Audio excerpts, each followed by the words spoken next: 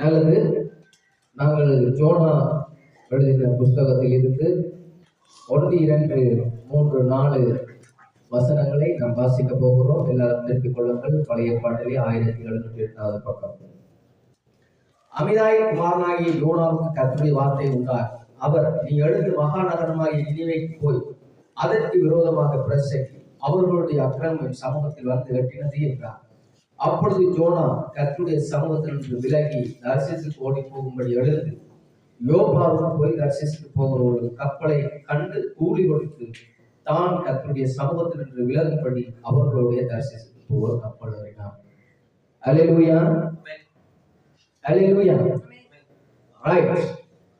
இது ஒரு நல்ல அருமையான ஒரு புத்தகம். இது இயேசு கிறிஸ்துவின் பாகமான ஒரு புத்தகம் என்கிறதை நாம் அறிந்திருக்க வேண்டும். ஆனால் ஜோனாவை நாம் பல வருஷங்களாக செய்திகளிலே பார்த்திருக்கிறோம். ஜோனா என்றால் வேதாகமத்திலே கர்த்தருடைய வார்த்தையை கேட்டு அதை நடைமுறையில் நடைபெறுத்தாமல் ஓடி போன, வழிவிலகி போன ஒரு தீர்க்கதரிசி என்றால் அது ஜோனா. அவன் விலகி போன அல்ல, ஓடி போன ஒரு தீர்க்கதரிசி அது ஜோனா என்று நாம் அறிந்திருக்கிறோம். எல்லா தேவனுடைய பாத்திரங்களும், வேதாகமத்தில் இருக்கிற பாத்திரங்களும் அங்கே விலகி ஓடிய பாத்திரங்களாகவே காணப்படுகிறது. அவர்கள் தேவனுடைய வார்த்தையிலிருந்து வழி விலகி சில நேரங்களில் அவர்கள் தவறுதலாக போன காரியங்கள் உண்டு. தாவீதா இருக்கலாம், ஆபிரகாம் இருக்கலாம், மோசேயா இருக்கலாம். யாரானாலும் ஒரு இடத்திலே அவர்கள் தவறிய ஒரு காரியம் அங்கே உண்டு. இவன் ஜோனா வழி விலகி ஓடி போன ஒருவன். ஜோனா கர்த்தர் நினிவேக்கு போகும்படி ஜோனாவுக்கு என்ன சொன்னார்? வார்த்தையை சொன்னார். நீ நினிவேக்கு போய் அந்த ஜனங்கள் மனம் திரும்பும்படி நீ அவர்களுக்கு சொல்லு. நல்லது, கவனியுங்கள். யோனா ஒரு ஜூதனாக இருந்தார். யாரு? யோனா ஒரு ஜூதன். இந்த நினிவே பட்டணத்தார் புறஜாதி. கவனி, நினிவே பட்டணத்தார் புறஜாதி.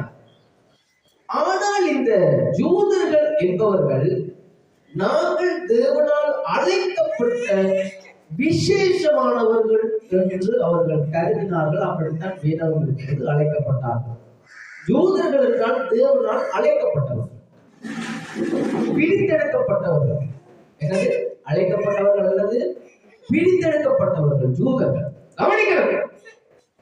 ஏன் அவர் புறஜாதி என்கிற ஒரு ஜனத்தையும் யூத என்ற ஒரு ஜனத்தையும் வித்தியாசப்படுத்தினார்? ஏன் அவர் புறஜாதியை அழைத்தால் என்ன? அவர் யூதர்களுக்கு மட்டுமா தேவன்? அப்படி என்றால் புறஜாதிகளுக்கு அவர் தேவனாகவே இல்லை. அவர் ஆதி முதலாய் மனித குலம் அனைத்திற்கும், இயற்கைக்கும் அவர் தேவனாகவே இருக்கிறார். ஆனாலும் இந்த யூதனை அவர் தெரிந்து கொண்டு முன்பதாக அழைத்தது நோக்கம் உண்டு. என்ன? ஒரு நோக்கம். யூதனை அழைத்தது, நான் இவர்களோடு இருக்கிறேன் என்று. புறஜாதியை அவர் வேறு பிரித்து யூதனை வேறு பிரித்ததற்கு ஒரு நோக்கம் உண்டு. கவனிக்கிறது. அந்த யூதர்களை தேவன் அழைத்ததன் நோக்கம் அவர்களுக்கு நியாய பிரமாணத்தை கொடுக்க. யூதர்களை அழைத்ததன் நோக்கம் நியாய பிரமாணத்தை கொடுக்க. அவர்கள் அந்த நியாய பிரமாணத்தை நிறைவேற்ற முடியாது என்கிறதை புறஜாதிகள் அறிந்து கொள்ளும்படி யூதர்களை அழைத்தார். ஆமென். பாருங்க, நியாய பிரமாணமானது என்ன செய்தென்றால் தண்டனையை கொடுத்தது. நியாய பிரமாணம் என்ன செய்தது? தண்டனையை கொடுத்தது. நியாய பிரமாணமானது கிருபையை தரவில்லை. நியாய பிரமாணமானது என்ன செய்கிறது என்றால், கவனிக்கணும், எல்லாரும் கவனிக்கணும், இங்க கவனிக்கணும். நியாய பிரமாணம் என்ன செய்கிறது? அவனுடைய பாவத்தை மூடுகிறது. அவனுக்கு கிரியமாக ஒன்றுமே அதை என்ன செய்யவில்லை, குற்றாக கொடுக்கவில்லை. அது அங்கே மூடப்பட்ட நிலையில் இருந்தது. அவனுக்கு மறுபடியும் அது தண்டனையை தான் கொடுக்கிறது. நியாய பிரமாணம் என்னத்தை கொடுக்குது? மறுபடியும் அவனுக்கு அது தண்டனை கொடுக்கிறது. அவனுடைய இருதயத்தில் அந்த குற்ற உணர்வு அப்படியே தக்க வைத்துக் கொண்டே இருக்கிறது. அவன் நான்காம் முழுவதும் அந்த குற்ற உணர்வு இருக்கிறான். அவன் பலிகளை செலுத்தினாலும் வெள்ளத்தை செலுத்தினாலும் அவனுடைய இருதயம் அதே நிலையில் தான் இருக்கிறது. முன்பதாக அவர்கள் தீர்க்கதரிசிகள் உரைக்கும் போது அவர்கள் தீர்க்கதரிசிகள் சத்தத்துக்கு செவி கொடுத்து மனம் திரும்புவார்கள். பின்பதாக மறுபடியும் விழுந்து போவார்கள். மறுபடியும் வருவார்கள், மறுபடியும் வருவார்கள், மறுபடியும். இந்த நிலைதான் நியாய பிரமாணத்தில் இருந்தது. ஆனால் கிருபையோ அவை எல்லாவற்றையும் மாற்றியது. அப்ப இந்த நியாய பிரமாணத்தை மனிதர்களால் கை கொள்ள முடியாது என்கிறத இந்த ஜூதர்கள் மூலமாக தேவன் அறிவிக்கும்படி, ஜூதர்கள் மூலமாய் அதை நாம் விசுவாசித்து பெற்றுக் கொள்ளும்படி அவர் ஜூதர்களை தெரிந்து கொண்டு நியாய பிரமாணத்தை கொடுத்தார். புரியுதா? அதை கை கொள்ள முடியாது என்பதை நாம் புரிந்து கொள்ள, அறிந்து கொள்ள. ஏனென்றால் தேவன் நீதி உள்ளவராக இருக்கிறார். இந்த நியாய பிரமாணம் அந்த நீதியை பூரணமாய் நிறைவேற்ற முடியாமல் போய்விடும். தேவனுடைய நீதியை நியாய பிரமாணம் பூரணமாக நிறைவேற்ற முடியாமல் போய்விட்டது. அதனாலே நீதிபரராகிய கர்த்தர் அதற்கு கிரியமாக என்ன செய்தார்? தம்மை கொடுத்தார். ரைட், அது வேறு காரணம். இருந்தாலும் நான் ஜூதர்களுக்கு ஏன் தேவன் நியாய பிரமாணத்தை கொடுத்தார் என்பதை புரிய வைக்க முடியும் அப்படின்னு சொன்னேன். ரைட். ஆனா இந்த ஜூதர்கள் முன்பதாக இருந்த காலத்திலே தாங்கள் தான் தெரிந்து கொள்ளப்பட்டவர்கள், பிரித்தெடுக்கப்பட்டவர்கள், தேவனுடையவர் என்கிற ஒரு மனம் அவர்களுக்குள்ள இருந்தது. இருந்தாலும் இந்த ஜோனாவை அவர் அங்கே நினிவேக்கு போக சொல்லும் போது அங்கே நினிவேயை யாரு நிம்ரோ காட்சியில் சொன்னதான். அது உங்களுக்கு அந்த வரலாறு நான் முன்பதாக பேசியிருக்கேன். யாரு? நிம்ரோ. அவன் மிகவும் கொடூரமான ஒரு ராஜா. அவன் அநேக ராட்சியங்களை கைப்பற்றிய ஒருவன். நினிவே ஒரு பெரிய பட்டணம். நினிவேங்கிறது என்ன? ஒரு பெரிய பட்டணம். அப்பொழுது அவன் ஜூதர்களை எல்லாம் கைதியாக பிடித்து ஜூதர்களை அநேகமாக சித்திரவதை செய்தோம். சித்திரவதை குறித்து நான் முன்னதாக பேசியிருக்கிறேன். சித்திரவதை என்பது முன்ன ஆதிகால சித்திரவதை என்பது படுமோசமானது. அவன் ஒரு பொல்லாதவன் என்பவன். அவன் ஒரு மிருகத்துக்கு சமானமானவன். அவனை வேதம் சொல்லுகிறது அவன் ஒரு வேட்டைக்காரன். என்ன வேட்டைக்காரன்? பொல்லாத வேட்டக்காரன். அப்படி என்றால் அவன் அநேக யுத்தங்களை செய்து ஆட்சியங்களை கைப்பற்றி அவனை குறித்த வேண்டாம். ஆனால் அங்கே பாவம் பெருகிவிட்டது. அதை அழிக்க அந்த ஜனங்கள் ரிவர்ஸ் பண்ண, அவர்கள் மனம் திரும்ப தேவன் ஒரு வாய்ப்பை அவர்களுக்கு கொடுக்க இந்த ஜோனா என்ற தீர்க்கதரிசிக்கு கர்த்தருடைய வார்த்தை வந்து அவனை போகும்படி அறிவித்தது. கவனிங்கள், இங்கே ஒரு மிக பெரிதான ஒரு வெளிப்பாடு அங்கே தங்கி இருக்கிறது. அந்நாட்களிலே தேவன் ஜூதர்களை அழைத்திருக்க, தேவன் ஜூதர்களுடைய ஒரு தான் என்கிற ஒரு நிச்சயத்தோடு இருக்கு. ஆனாலும் நான் புறஜாதிகளுக்கும் தேவன் தான்கிறது என்கிறே அவருக்கு நிரூபிக்கிறார். நான் உங்களுக்கு மாத்திரம் தேவன் அல்ல, நான் புறஜாதிக்கும் தேவனாய் இருக்கிறேன். ஆகையினாலே நீ போ என்பதை அங்கே காண்பிக்கிறார். அல்லேலூயா. எத்தனை பேருக்கு புரியுது? சிலுவையிலே அவர் மரித்ததினால் புறஜாதிகளுக்கு அவர் தேவனாகவில்லை. அவர் ஜோனாவின் நாட்களிலே புறஜாதிகளுக்கும் தேவனாயிருந்தார். ஆகையினாலே புறஜாதிகளிடத்தில் அந்நாட்களிலே ஜூதர்கள் அழைக்கப்பட்டிருக்க, தெரிந்து கொள்ளப்பட்டிருக்க, அவர் புறஜாதிகளுக்கு கிருபையை அளிக்கும்படி அன்றைக்கு ஜோனாவை புறஜாதிகளிடத்திலே அனுப்பினார். ஆனால் இந்த ஜூதனாகிய ஜோனாவும் நான் அங்கே போனார் அவர்களை என்னை ஏற்றுக்கொள்வார்களோ என்ற இருதயம் அவர்களுக்குள்ளே இருந்தது. நான் போனால் அவர்கள் என்னுடைய செய்தியை ஏற்றுக்கொள்ள மாட்டார். ஒரு நியூ மெசேஜ் அங்கே ஜோனாக்கு வந்தது. அந்த நியூ மெசேஜ் கொண்டு அங்கே நினிவேக்கு கொடுக்க வேண்டியதா இருந்தது. ஆனால் அவருடைய சிந்தனை, நான் கொண்டு போகிற இந்த செய்தியை அவர்கள் ஏற்றுக்கொள்வார்களோ? அவர்கள் மிகவும் கொடூரமானவர்களே. அவர்களுடைய இருதயமோ தேவனுக்கு விரோதமாக இருக்கிறது. அவர்கள் நான் போனால் என்னை கொண்டு விடுவார்கள். நான் போனால் ஒருவேளை என்னை கொண்டு விடுவார்கள். ஒருவேளை நினிவேயில் இருக்கிற சபை என்னை புறக்கணிக்கும். நினிவேயில் இருக்கிற போதகர்கள் என்னை புறக்கணிப்பார்கள். நினிவேயில் இருக்கிற எல்லா விசுவாசிகள் என்னை புறக்கணிப்பார்கள். ஒரு புது செய்தி, ஒரு அரசாங்கம் என்னை புறக்கணிக்கும். அங்கிருக்கிற நண்பர்கள், நபர்கள் என்னை புறக்கணிப்பார்கள். என்னை ஏற்றுக்கொள்ள அவர்கள் மறுப்பார்கள். உன்னிடத்தில் மட்டும் தேவன் பேசுகிறார், அப்போது எங்களிடத்தில் இல்லையா என்ற ஒரு கேள்வியை கேட்பார். அவன் அநேக சிந்தனையுடையவனா. யோனா கர்த்தருடைய சமூகத்தில் என்று விலகி போனான் என்றுதான் வேதம் சொல்லுது. அவன் ஜோப்பாவுக்கு போய் அங்கிருந்து தர்சிசுக்கு அவன் என்ன செய்கிறான்? போக கப்பல் ஏறினான். இதுதான் வார்த்தை. யோனா கர்த்தருடைய வார்த்தைக்கு விரோதமாய் நினிவேக்கு போவதற்கு பதிலாக தர்சிசுக்கு கப்பல் ஏறினான். குறுக்கு பாதையை, குறுக்கு வழியை யோனா ஏற்படுத்தினான். யோனா ஒரு குறுக்கு வழியை ஏற்படுத்தினான். கவனியுங்கள், தேவன் எங்களுக்கு ஏதாவது ஒரு காரியத்தை கொடுத்திருக்க நாங்கள் ஒரு குறுக்கு வழியை ஏற்படுத்துகிறோம். அது இன்றைக்கு முளைத்தது அல்ல. குறுக்கு பாதையை மனிதன் தெரிவு செய்வது இன்றைக்கு முளைத்தது அல்ல, அது ஏனெனில் முளைத்தது. கவனியுங்கள், ஆதாமுக்கு ஏவாளுக்கும் தேவன் அதை புசியாதிருப்பாயாக என்று சொல்ல அவர்கள் புசித்தார்கள். ஆனால் அவர்கள் தங்களுக்கு ஒரு வழியை ஆயத்தப்படுத்தினார்கள். அதுதான் அத்தியிலே தரித்துக் கொண்டார்கள். என்னத்தை? அந்த அத்தியிலை ஆதாமும் ஏவாளும் தங்களுக்கு தாங்களே ஏற்படுத்தின ஒரு வழி. தேவன் அவர்களுக்கு அத்தியிலே கொடுக்கவில்லை, அவர்களாகவே தரித்துக் கொண்டு மறைந்திருந்தார். அது இங்கே யோனாவிலே அது புறப்படவில்லை, அது ஏதேனிலே புறப்பட்டது. குறுக்கு வழி. இந்த குறுக்கு வழியின் சிந்தனை எங்கிருந்து வந்தது? அவனுடைய விடுதலையில் இருந்து வந்தது. ஆதாமின் ஏவாளின் விடுதலினாலே குறுக்கு வழியை மனிதன் என்ன செய்தான்? ஏற்படுத்தினார். இயற்கையிலே குறுக்கு வழி பண்ணினார்கள். தேவன் ஒரு ஒரிஜினல் எல்லா மரங்களை சிருஷ்டித்திருக்க அங்கே ஒட்டு மரங்களை வைத்து அவனுடைய அறிவாற்றலானது, அங்கே விழுதலானது அவனை என்ன செய்ய? இயற்கையும் தாறுமாறுபடுத்தினார், மிருகங்களையும் தாறுமாறுபடுத்தினார். மனிதன் இயற்கை, மிருகங்கள், தேவனுடைய சிருஷ்டிப்பு அனைத்தையும் தாறுமாறாக்கினார். பாருங்க, மேகத்துல மழையை இயற்கையா உண்டாக்குறாங்க, மருந்தடிச்சு.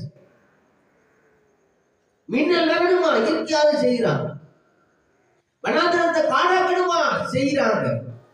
கடலை மணலாக்கணுமா? செய்யறாங்க. காற்று கொஞ்சம் கூட்டணுமா? செய்யலாம். இன்றைக்கு அங்கே ஏதேனின் விடுதலானது தேவனுடைய சிருஷ்டிப்புக்கு விரோதமாய் செய்கிறது. ஒரு குறுக்கு வழியை மனிதன் அன்றைக்கே ஆரம்பித்து விட்டான். யோனா தரிசிசுக்கு போக கப்பல் ஏறியது போல ஆதாமும் தன்னுடைய நிர்வாணத்தை மறைக்க அத்தியிலே என்கிற ஒன்றை தெரிந்து கொண்டான். தேவனோ வந்து சொன்னார், இது என்னுடையதல்ல, இது என்னுடைய வழி அல்ல. அவர்களுக்கு ஒரு ஆடை அளித்து அவர்களுக்கு தோளாடியை உண்டு பண்ணுகிறார். அதுதான் தேவனுடைய நோக்கம்.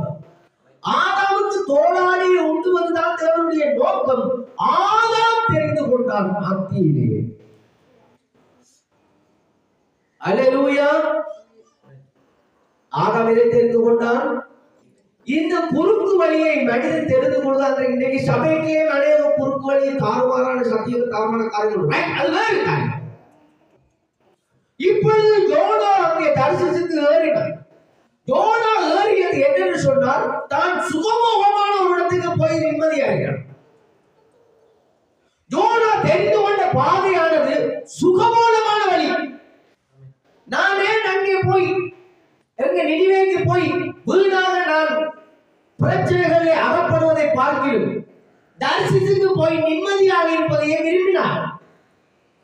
லோத்துவோ அங்கே ஆபிரகாமோடு கூட இருக்க மனதில்லாமல் அவன் சோதோமுக்கு முன்பதாக ஒரு செழிப்பான இடத்தை விரும்பினான்.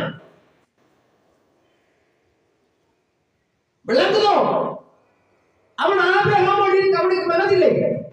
திரும்பி பார்த்து அங்கே சோதோமுக்கு எதிரே உள்ள பட்டணத்தை, அந்த இடத்தை, அந்த பசுமையை அவன் நாடி லோத்து அங்கே சென்றான்.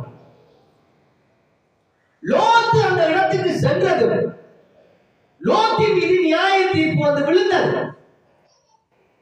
லோத்தின் மீது என்ன வந்து விழுந்தது? தேவ நியாய தீர்ப்பு லோத்தினுடைய பட்டணத்தின் மீது வந்து விழுந்தது. இவன் தரிசிச்சுக்கு கப்பல் ஏறி ஒரு சுகபோகமாக நெத்திரை கொண்டு வந்திருந்தான். ஆனால் தேவனுடைய நியாய தீர்ப்பானது கடலின் மீது வந்து விழுந்தது. அங்கே லோத்துக்கு ஒரு தத்தளி தீர்ப்பான நிகழ்ச்சி. அதேதான் இந்த மோசையினாலே அழைக்கப்பட்ட ஜனங்களும், ஓ நாங்கள் உன்னோடு வந்து இங்கே சாகுவதை பார்த்து அங்கே கொம்பட்டிக்காக உள்ளே உழைச்சி இருந்தோம், எங்களை மறுபடியும் அங்கே அனுப்பிவிடுவோம். மோசே நாங்கள் அங்கே போகிறோம். ஓ கவனியுங்கள், தேவன் இஸ்ரவேல் ஜனங்களுக்கு ஒரு வாக்குத்தத்தத்தை கொடுத்திருக்கிறார். உங்களுக்கு நான் பாலும் தேடும் பொழுது ஒரு கானான் தேசத்தை சுதந்திரமாய் தருவேன் என்று ஒரு வாக்குத்தத்தம் அவர்களுக்கு வந்திருக்கிறார். அவர்களும் அதை ஏற்றுக்கொள்ள மனதில்லாமல் அங்கே நாங்கள் கொம்பட்டிக்காய புள்ளியை தொட்டோம் என்று அவர்கள் அங்கே விரும்பிய போது தேவனுடைய நியாயத்தின் பலது வந்து அவர்கள் மேல் விழுந்தவர்.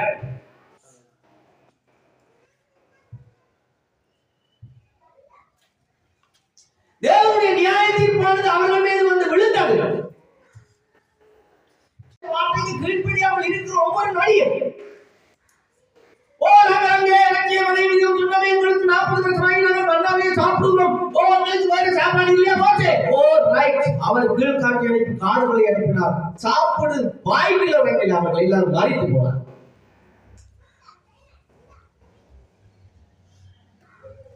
தேவனுடைய நியாயத்திற்கானது தேவனுடைய வழி விலகுகிற நேரத்திலே வருகிறது. ஆதாம் தேவனுடைய நேரம் தேவனுடைய கிருபையில் இருந்து விழுந்து போனான். ஆதாமுக்கு கொடுத்த தேவ பரிபூர்ண கிருபையில் இருந்து அவன் விழுந்து போனான். ஓ நியாய தீர்ப்பு அவன் மீது வந்து விழுந்தது. நீ வாழ்நாள் முழுவதும் உன்னுடைய இரத்த வேர்வை செய்து உழைத்து தான் நீ என்ன செய்வாய்? நீ சாப்பிடுவாய். இஸ்திரிக்கு விழுந்தது. நீ உன் பிரசவ நேரத்திலே வேதனைப்பட்டு மரண வேதனைப்பட்டு நீ என்ன செய்வாய்? பிள்ளை பெறுவாய். ஓ அங்கே நியாயத்திற்கு வந்து விழுந்தது. பூமியின் மீது ஒரு நியாயத்திற்கு வந்து விழுந்தது. தேவனை விட்டு வழி விழுகிற வார்த்தையை விட்டு வழி விழுகிற ஒவ்வொரு நேரத்திலும் ஒரு நியாயத்திற்கு தேவனுடைய தண்டனை வந்து விழுகிறது. அது எப்போது விழுகிறது என்றால் வார்த்தையை விட்டு வழி விலகுகிற நேரத்தில் விழுகிறது. மோசே ஒரு கணம் தேவனுடைய வார்த்தையை விட்டு ஓட பிளான் பண்ணிட்டான். ஆண்டவரை நான் திக்கு வாய் என்னால் ஒன்றும் செய்ய முடியாது, நீ வேறு யாரை வச்சு செய்யுமா? நீ திக்கு வாயை காட்ட தேவையில்லை, நான் உன்னை அழைத்தேன். உனக்கு வாயாக ஆரோக்கியமா நீ ஆரோக்கியத்தை தேவனாயிருப்பாய். சரிதானே? சரிதானே? தேவன் ஒரு மனிதனை அழைத்தால் அவன் எங்க போனாலும் அவனை தேவன் விட மாட்டான். ரைட், நல்லது. நீங்கள் ஒரு ஜோனா மாதிரி ஓடி போயிருக்கலாம். தீர்க்கதரிசி சொல்லுகிறார், பேசுகிறார், கவனியுங்கள். ஒரு மனிதன் தீர்மானம் எடுத்து அல்லது தேவனுடைய வார்த்தை அவனுக்கு வந்து அவன் குழப்பங்கள் வருகிற போது, அவனுக்கு தொல்லைகள் வருகிற போது, அவனுடைய நிலைகள் மாறும் போது அவன் ஜோனாவை போல் ஓட தீர்மானித்து கப்பல் எரிப்பு உடனே கண்டிருக்கிறான். ஓ அது தொல்லையாயிருக்கிறது. நான் ஒரு ஊழியம் செய்கிறவன் நினைச்சேன், சுவிசேஷம் செய்கிறவன் நினைச்சேன், இப்பொழுது அது தொல்லையாயிருக்கிறது. இப்பொழுது நீ அதை விட்டு நல்ல ஒரு வேலையை உறங்கிக் கொண்டிருக்கலாம். கவனம் கொந்தளிக்க போகும். தேவனுடைய வார்த்தையை நீங்கள் நேருக்கு நேராக சந்திக்கிற ஒரு நேரம் வரும் மோதல். அது எந்தெந்த மோதல் என்று இப்போது சொல்லுகிறேன். தேவனுடைய வார்த்தையை சொல்லுகிறது, நீங்க அந்நியரோடு பிணைக்கப்பட்டிருப்பார்கள். பேசுகிறேன், கவனிங்க. சபைக்கு அந்நியருடன் பிணைக்கப்பட்டிருப்பார்கள் என்பது தேவனுடைய சத்தியம். அந்நிய ஸ்திரியை விவாகம் செய்யாதிருப்பாயாக. ஓ தேவனுடைய வார்த்தை உன்னை எப்பொழுது இந்த நேருக்கு நேரான போர் சந்திக்கும் என்று சொன்னால், இந்த போருடைய திருமண நேரத்திலே சந்திக்கும். அந்த நேரத்திலே கர்த்தருடைய வார்த்தையா அல்லது அவருடைய வார்த்தைக்கு விரோதமாய் தரிசனத்துக்கு ஓடுகிறதா என்கிறதை நீ தீர்மானிக்க வேண்டியதாய். ஆதாமுக்கு நேருக்கு நேர் ஒரு போர் வந்தது. என்ன போர்? இதை சாப்பிடுவதா அல்லது சாப்பிடாமல் இருப்பதா? புசிக்கிறதா புசியாமல் இருப்பதா? தேவனுடைய வார்த்தை புசியாதே. அவனோ புசிப்பதற்கு முற்பட்டான். தேவனுடைய வார்த்தைக்கு விரோதமாய் இருந்தான். இஸ்ரவேல் ஜனங்களுக்கு வாக்குத்தத்தம் கொடுத்தார், உங்களுக்கு சுதந்திரத்தை தருவேன். இப்பொழுது சுதந்திரத்தை சுதந்திரித்துக் கொள்வதா அல்லது நாங்கள் அதை அவிசுவாசித்து நாங்கள் இங்கே தங்கி விடுவதா? ஜோனாக்கு போவதனால் யோனாவும் தர்சீசுக்கு ஓட முயற்சி செய்து வெற்றித்தான் முற்றிலுமாக. உங்களுக்கு ஒரு வார்த்தை அல்லது தேவன் ஒரு வாக்கு தத்துவத்தை போன வருடங்களை தந்ததுக்கு இந்த வருஷம் உள்ளாக நீங்க கப்பலுக்கே அமர்த்தணும். போன வருஷம் நைப்புறையில நல்லா ஜெபம் பண்ணி 31 ஆண்டவரே அதை செய்வேன் இதை செய்வேன் நீர் எனக்கு அதை செஞ்சால் இதை செய்வேன் இன்றைக்கு 11 மாசம் ஆகியும் இன்னும் கப்பலுக்குள்ள கிடக்கும். எத்தனையோ வந்தெழுப்போம் கப்பலுக்குள் நடந்த யோனா வந்தெழுப்பினது யார் தெரியுமா? அதே உலகம். உன்னை தூக்கி கடலுக்கு போடப்போறது யார் தெரியுமா? அதே உலகம். நீ எங்க படுத்திருக்கிறியோ அந்த படுக்கையிலே தூக்கி உன்னை போடுறதுக்கு அதுக்கே ஆக்கள் வச்சிருக்கிறாங்க. யோனாவை தூக்கி போட ஒரு கப்பல்ல இருந்து ஆக்கள் வரையில யோனாவை தூக்கி போட படுத்துக்கிறத தூக்கி போட அதுக்கே ஆள வச்சாங்க. தூக்கி போடே அதுவும் அமர்த்துக்கிறாங்க. உன்னை தூக்கி போட நீ படுத்து கிடக்கிற இடத்துலயே ஆக்கள் எழுத்து பார்க்க விளங்குவோம். போன வருஷத்துல எடுத்த தீர்மானத்திலே இருந்து தொல்லைகள் கஷ்டங்கள் உபத்திரங்கள் வேற ஓடி போயிடும். போதகனுக்கு வருகிற உபத்திரம் மேன்மையானது, அவருக்கு வார்த்தைக்கு வார்த்தை வர்ற நிந்த முக்கியமானது. கவனிங்க, நான் உங்களுக்கு பிரசங்கிக்கலாம் என்னங்க, அவருடைய வார்த்தையை நீங்கள் நேராக சந்திக்கும் போது நீங்கள் அவருடைய வார்த்தையை விட்டு யோனாவை போல் புதிய வழியை ஆயத்தப்படுத்துகிறது போல ஒரு ஊழியக்காரன் புதிய வழிகளை சபைகளை ஆயப்படுத்தலாம். திருமணம் வரும்போது சாவணத்தோடு நல்லா பொறுத்திலே வாய நான் பொறுத்து என்ன காட்டி விடுங்க. கவனிங்க, பாசம் நல்லா பொறுத்திலே பிரச்சனைகளை நீங்க செய்வோம். ஒரு போதகனை தேவன் அப்பொழுது சந்திக்கிறாரா? சொல்றேன், எப்பொழுது சந்திக்கிறார்? உன் விசுவாசிக்கு நீ திருமணத்தை எங்கே செய்கிற மகனே சாவணத்தோட கொண்டே பொறுத்தி விடுறியா? சூப்பர். அப்பதான் தீகேசி பேசிக்க நானே போடுது. ஓ வெரி குட். ஒரு போதகனுக்கு எங்க வருகிறான், அவனுக்கு அங்க வருகிறான் கட்டம். அவன் தான் பல அநேக தொல்லைகளை சந்திக்கிறான், அநேக தொல்லைகளை சந்திக்கிறான் ஒரு போதகன் என்று. சாவணத்துக்குள்ள கொண்டே கல்யாணத்தை வெரி குட். நீ தேவனுடைய வார்த்தை நேருக்கு நேர போதைகளை நீ தோணா மாதிரி தரிசிச்சுக்கு போறதுக்கு, அதாவது சிம்பிளான ஒரு வழி. அங்க போய் என்னத்துக்கு சும்மா சிக்கல் அதை இதை அங்க ஆட்டி விடுவோம். எனக்கு தான் விடுமாடி ரைட்டோ. கல்யாணத்தை நடக்க கூடாது, அதுக்கு ஒழுங்குகள் இருக்கு.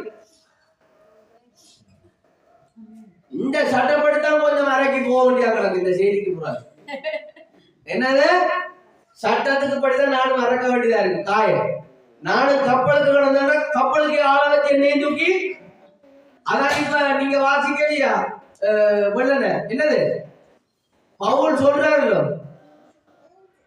ஒருத்தன் விழுந்து போன அவனுக்கு நீங்க ஆவினால் உபதேசம் பண்ண, நீங்கள் உங்களுக்கும் அந்த என்னது உங்களுக்கும் விடுதல் வருமானம் எச்சரிக்கையா இருக்கணும். ஜோனாக்கு மட்டுமில்ல தூங்கி அறிய கட்டம் உங்களுக்கும் வருமன்றதுல கவனமா இருந்து நல்ல ஆவியோடு உபதேசம் பண்ணணும். கல்யாண விஷயத்தில போதகர் மிகவும் தொல்லையிலாகப்படுகிறாங்க. அங்கே அவன் தேவனுடைய சரியான வார்த்தையோடு அவன் மோதல் வரும்போது பரவாயில்லை, இந்த பரவாயில்லைதான் எல்லா இடத்திலேயும் வரும். அதனால இந்த பரவாயில்லை என்றதை நான் கட்டுப்படுத்தி இது இப்படித்தான் சொல்லணும். ஏண்டா திங்கள் சொல்றேன், இந்த பரவாயில்லைதான் ஏதேனும் வந்தது, இந்த பரவாயில்லைதான் வெளிப்படுத்தலே வருகிறது. இந்த பரவாயில்லைதான் சமயம் இருக்கு. இப்ப எனக்கும் உங்களுக்கும் அங்கேயும் போறாங்க. என்ன தேவனுடைய நேருக்கு நேர் சந்திக்கிற கட்டம் வரைக்கும் திங்கள் சொல்றாரு, நீங்கள் வழி விலகு. உங்களுக்கு தொல்லைகள் கஷ்டங்கள் எல்லாமே தேவனுடைய வார்த்தையோடு இருக்கிற நேர சந்திக்கும் போது நாம் தோல்வி அடைகிறோம் என்றால், நீங்கள் தோல்வி அடைகிற நேரம் என்றால் தேவனுடைய வார்த்தை நேரே நேரே மோதும் போது, ஒன்றுக்கொன்று மோதும் போது, உரசப்படும் போது நாம் தோல்வி அடைகிறோம். எதிராளி என்றால் அது பரவாயில்லை, டக்கண்டு அத்தியிலே இருந்து போடுவாளே, டக்கண்டு ஒரு புதுசா ஒரு வசனத்தை எடுத்து போல, அது பரவாயில்லை. டக்குன்னு ஆண்டவர் இப்படித்தானே சொல்லிக்கிறாங்க, வேறு ஒரு வசனத்தை எடுக்கலாம். அதுக்குள்ள போய் அது பரவாயில்லை என்றதுக்கு காரியம் இல்லை. தேவனுடைய ஒழுங்கின் பிரகாரமாகவே நாங்கள் இறக்குவோம். அறக்கவில்லை என்றால் அநேக தொல்லைகளை சந்திப்போம். விளங்குகிறோம் இல்லையோ கொஞ்சம் மறைக்கலாம். கவனிக்கணும். அடுத்தது அது எந்த திருமண தொல்லை இல்லை. தீங்கிலிருந்து சொல்றார், நீங்கள் ஒருவேளை ஏதாவது ஒரு காரியத்தை அர்ப்பணித்திருக்கலாம், அல்லது நீங்கள் ஏதோ ஒரு காரியத்தை தேவனுக்கு ஒப்பு கொடுத்திருக்கலாம், அல்லது நீங்கள் தேவனிடத்திலிருந்து ஏதோ ஒரு காரியத்தை நீங்கள் பெற்றுக்கொள்ளும்படி நீங்கள் அந்த நாட்கள் அந்த ஜீவியத்தில் இருந்திருக்கலாம். உங்களுக்கு வருகிற தொல்லையிலே ஏன் ஓடி போகிறீர்கள்? நீங்கள் ஒரு ஜோனா போல் ஓடி ஒழிக்கிறீர்கள். ஓடி ஒழியக்கூடாது. அது கர்த்தருடைய வார்த்தைக்கு விரோதமானது. தொல்லை கஷ்டம் வர ஓடி போய் பதங்கிறது. அவர் அங்க கீழே அடித்தட்டு கிடந்த மாதிரி அவருக்கு நினைப்பு இயேசு. ஆனா இயேசுக்கு பிற இயேசுவும் ஒரு படத்துக்கு எங்க அவர் எழுதி அவிவிசுவாசிகள் என்றுதான் பேசினார். இங்க அவிவிசுவாசி என்று பேசினது உள்ளாக ஜோனா. அவிவிசுவாசி அங்க ஓட்டு இங்கே ஆகுது.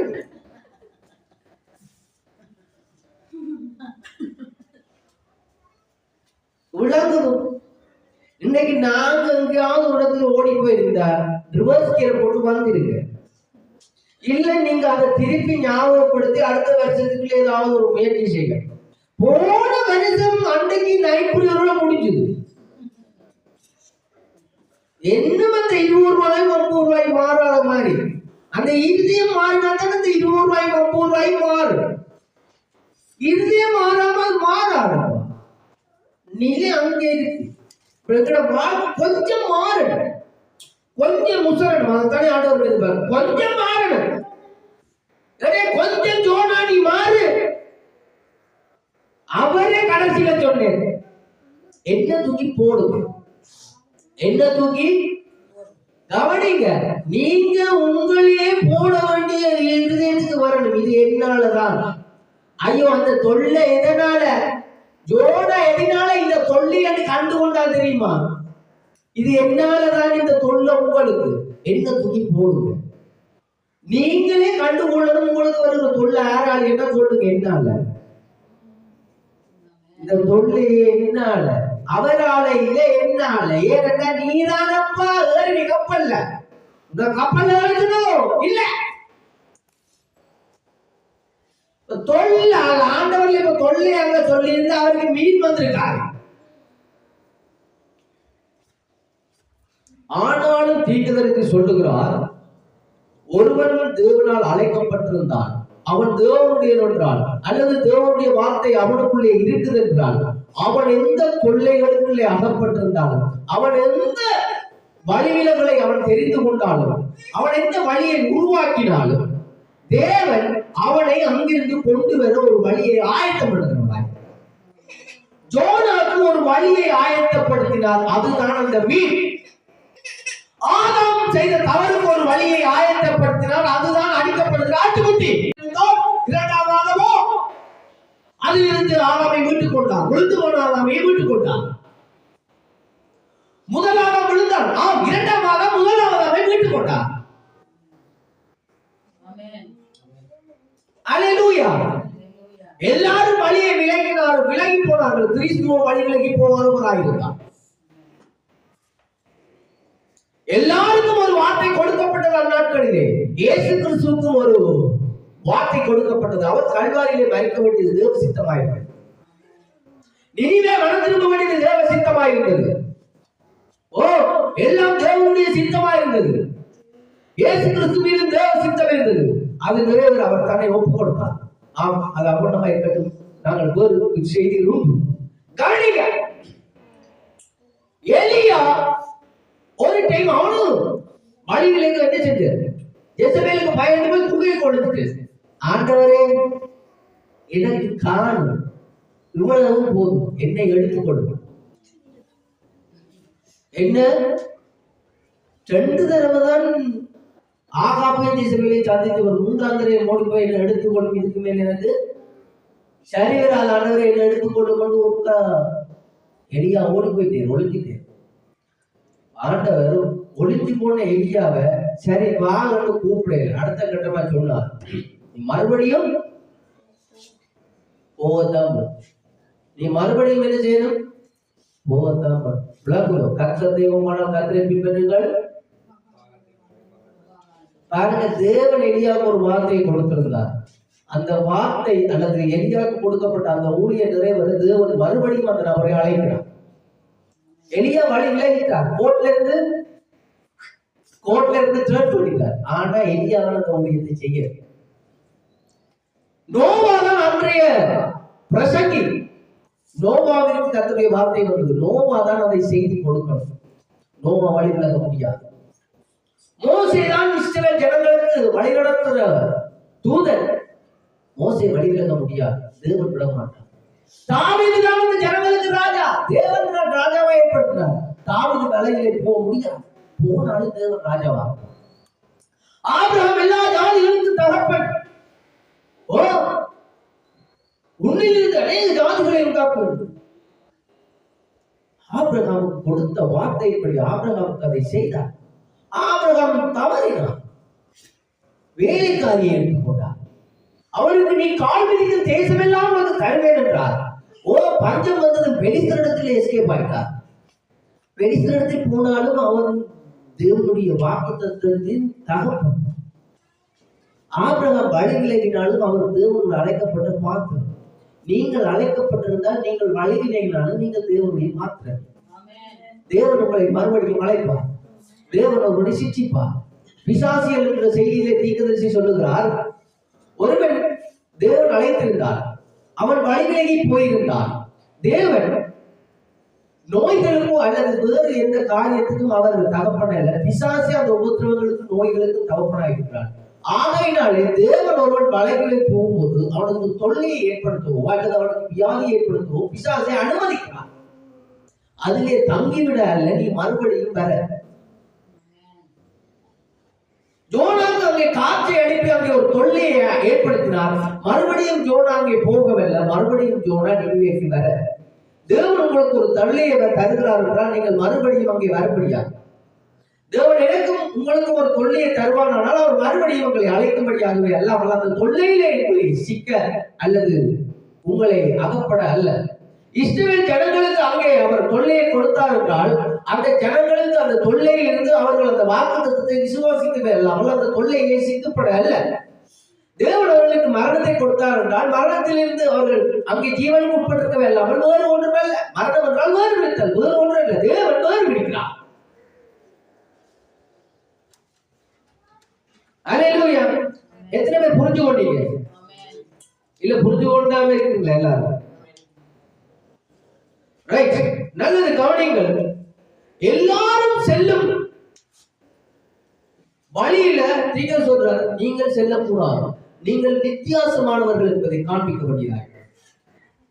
நீங்கள் வித்தியாசமானவர். தேவன் உங்களுக்கு வித்தியாசமான ஏதோ ஒன்றை உங்களுக்கு தந்திருக்க. நீங்கள் எல்லாரும் போகிற அந்த சுகமான வழியே தெரிய செய்கிறீர்கள்.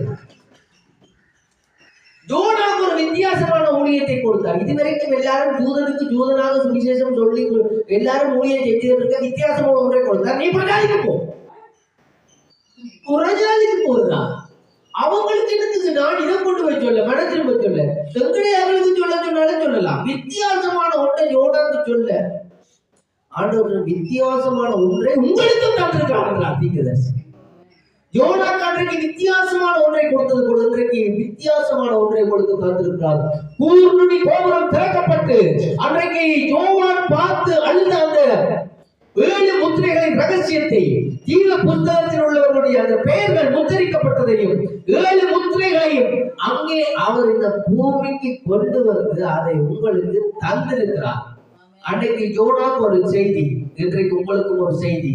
அதுதான் இந்த எக்கால சத்தம். 7ஆம் தூதனுடைய எக்கால சத்தம் தான் இந்த சத்தம். அல்லேலூயா. இந்த சத்தத்துக்கு நீங்க செவி கொடுத்தா யோனாக்கு மீனை ஆயத்தப்படுத்தினது போல உங்களுக்கு ஜீவனுக்கு இதுவான வழியை அவர் ஆயத்தப்படுத்துவார். அங்கே அந்த இஸ்ரவேல் ஜனங்கள் அடிமையில் இருக்கும்போது ஒரு பாலும் தேடுதல் ஓடுகிற ஒரு தேசத்தை அவர்களுக்கு முன்பதாய் ஆயத்தப்படுத்தினது போல, யோனாக்கு ஒரு மீனை ஆயத்தப்படுத்தினது போல உங்களுக்கும் தேவன் இன்றைக்கு இந்த செய்திதான் அவர் ஆயத்தப்படுத்தினார். உங்களுக்கு வாசல் இந்த செய்தியே. இந்த செய்தியினாலே தான் நீங்கள் எங்க போக போகிறீர்கள்? அவர் நினைவேக்கு போனால் நீங்களும் தேவனுடைய பரம ரகசியத்தை போக போறீர்கள். தேவனுடைய வீட்டுக்கு போக போறீர்கள். தேவனுடைய இறைப்பாளர்களுக்குள்ளே போகிறீர்கள். தேவனுடைய அரசாட்சிக்குள்ளே போக போறீர்கள். நீங்கள் அந்த முற்றிலுமானவர்களுக்குள்ளே போக போறீர்கள். எதுக்குனாலே? மீனுக்குனாலே அல்ல, இந்த வார்த்தைகளாலே, இந்த செய்திகளாலே, வெளிப்படுத்தல் 10:6 மல்கியா 4 லூக்கா 14:30 யோவான் 14:12 நீங்க போகும். ஆமென். அன்றைக்கு அவனுக்கு மீனா இருந்தது, இன்றைக்கு மீனாக இல்லை, உங்களுக்கு வார்த்தையாய் இருக்கிறது. அல்லேலூயா. தேவன் உங்களை கொண்டு சேர்க்க ஒன்றை ஆயத்தப்படுத்துகிறார். அன்றைக்கு மீனை ஆயத்தப்படுத்தினார், அன்றைக்கு ஒரு ஆடை ஆயத்தப்படுத்தினார் ஆதாமுக்கு, அன்றைக்கு இஸ்ரவேல் ஜனங்களுக்கு ஒரு தேசத்தை ஆயத்தப்படுத்தினார். உங்களுக்காக ஒரு செய்தியை மனவாட்டி வார்த்தையினாலே கொஞ்சம் நிரப்பப்பட்டிருக்கிறார். ஒரு செய்தியை உங்களுக்கு ஆயத்தப்படுத்தியிருக்கிறார். அவர்கள் ஒரு வித்தியாசமான ஒரு காரியத்தை, அவளுக்கு சர்ப்பத்தின் அடிச்சுவடுகளையும், அவள் எப்படி ஞானஸ்நானம் எடுக்க வேண்டும் என்பதையும், அவள் எப்படி பரிசுத்த ஆவியை பெற்றுக் கொள்ள வேண்டும் என்பதையும், அவள் ஆலயத்துக்கு எப்படி வர வேண்டும் என்பதையும், அவள் திருமணம் எங்கே செய்ய வேண்டும் என்பதையும், அவளுடைய நடத்தை எப்படி இருக்க வேண்டும் என்பதையும், அவளுக்காக யாரு ஆயத்தமாக இருக்கிறார் என்பதையும், அவள் எப்பொழுது போகிறார் என்பதையும் எல்லாம் இந்த சத்தம் உங்களுக்கு உரைத்திருக்கிறது. ஆகையினாலே உங்களுக்கு வழி வார்த்தை எல்லாம் வேறுபடுங்கள். ஆமென். கர்த்தர் உங்களை நிறைவாய் ஆசீர்வதிப்பாராக. நாம் கண்களை மூடி நாம் ஜெபம் செய்ய போகிறோம்.